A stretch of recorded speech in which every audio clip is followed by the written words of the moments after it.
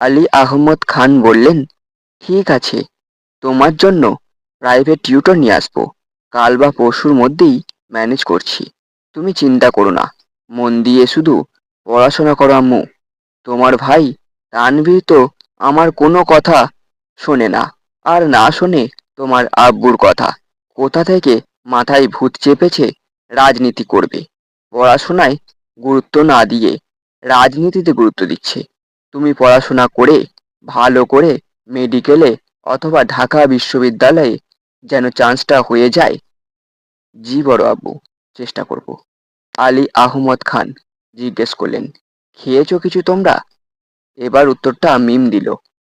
হ্যাঁ বড় আব্বু, খেয়েছি আমরা। ঠিক আছে, এখন রুমে গিয়ে পড়তে বসো। তিন ভাই বোন কোনো কথা না বলে তিন দিকে যার যার রুমে চলে যায়।